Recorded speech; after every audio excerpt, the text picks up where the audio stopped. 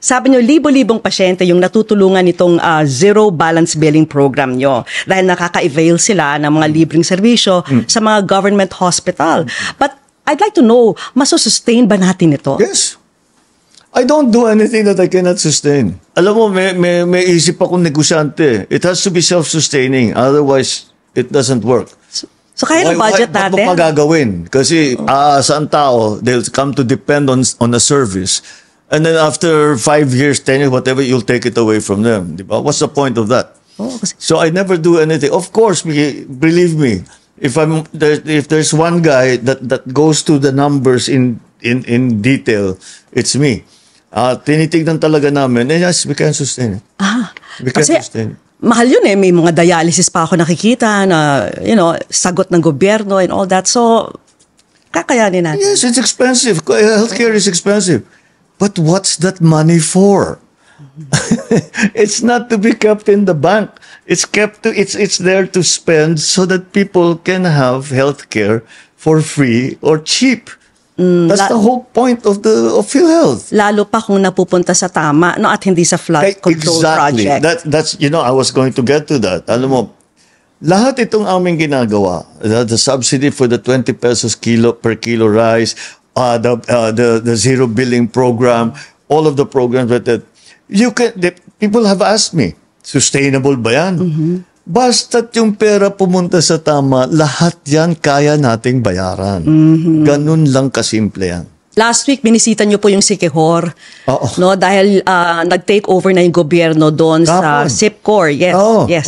Na nag-take over ng gobyerno sa SIPCOR dahil hindi kayo happy sa services nila. No? Kahit hindi pa deadline, parang inunahan nyo na at tinanggal nyo na sa kanila yung services na ito. Sabi ko, hindi na tayo pwedeng mag-antay. Kawawang tao eh. So sabi ko, kunin na natin tayo na magpatakbo. NEA na magpatakbo, DOE, the Department of Energy, kayo na magpatakbo nito. Tapos isama ninyo yung local electrical cooperative. Between all of you, patakbuhin na nyo na yan para may kuryente na. So now, they have, nagdala pa kami ng generator, pati yung tangke ng crudo, kami pang nagdala dahil sira-sira, basta hindi ginagawa. So, now, meron silang excess capacity. I was there yesterday. Maayos naman ang patakbo. Sabi ng SIPCOR, they will resort to legal means? Yung mahalaga sa akin ay magkaroon ng kuryente. So, gagawin ko kung anong kailangan kong gawin para magkaroon ng kuryente. Paano yung mga ibang electric cooperative na medyo poor service din, dapat ba matakot na rin sila? The electrical cooperatives were created with the consumers as members. Yun ang concept behind that.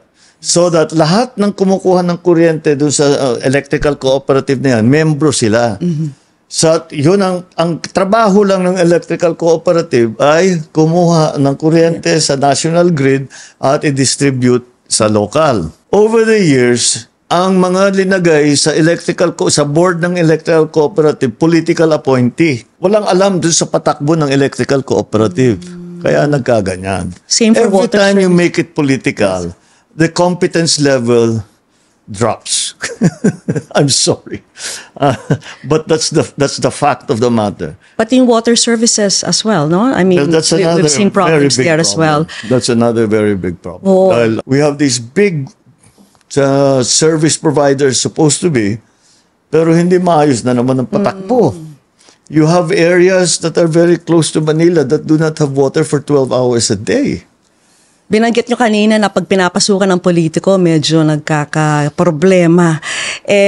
May hinanakit ba kayo sa mga Villar? Kasi it so happens lang, naalala ko yung Prime Water and SIPCOR, both owned by the Villar family. None of this is personal. They're friends of mine and I respect them, but we have to fix the problem. Ako naman, we have to fix the problem. People have to have electricity. People have to have water. So whatever the reason is, let's fix it. Let's fix it. Let's just fix it. Help me fix it. I cannot fix it on my own. You need to help me. Okay. Pag-usapan naman natin si dating PNP Chief Nick Torre. Si Nick. Ano ba talaga yung dahilan kung bakit siya natanggal sa pwesto? Sabi raw, yung mga sabi-sabi, may mga gusto siyang ibalik sa PNP na hindi naman dapat. Hindi ganun. Napakasimple lang. Hindi talaga sila magkasundo ng NAPOLCOM. Talaga sinasabi niya, I don't agree with what they do. Pinapaliwanag, nag-uusap nga kami, sabi ko, kay chain of command yan, that's the civilian authority, hindi mo pwedeng hindian yan.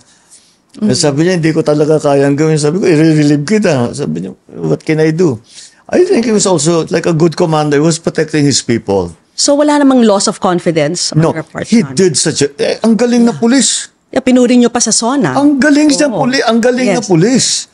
Talaga, so don't worry. Ako, pag kami nakilala ko na marunong na ganyan, it just has to find his niche kung ano ba talaga yung his specialty niya is police work.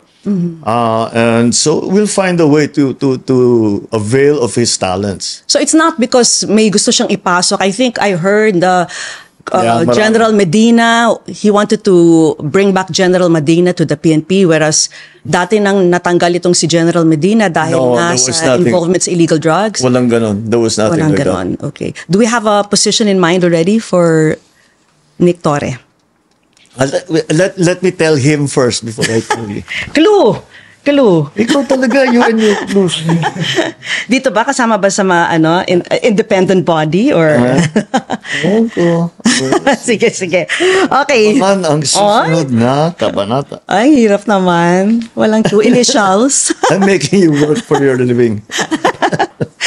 Okay. Pag-usapan na lang natin yung pagka-ombudsman. Yeah. Natapos na po yung mga interview sa pagka-ombudsman. Not yet. Nag-i-interview pa sila. Okay. Sige. So far, may napupusuan na ba tayong kapalit ni Justice Martirez? We're not at that point yet. Wala pa tayo doon. Antayin natin yung proseso as I said, hindi pa tapos yung mga interview. Pagkatapos ng mga interview, tignan natin, kausapin natin ng judicial board and see what they have to say. Isa sa mga aplikante si Secretary Remulla, no?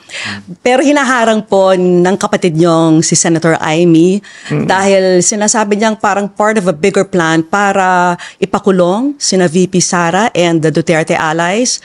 Ano pong reaksyon niyo rito? No, this is because we have to appoint a ombudsman. Titignan natin kung ano yung recommendation, ano yung findings, etc.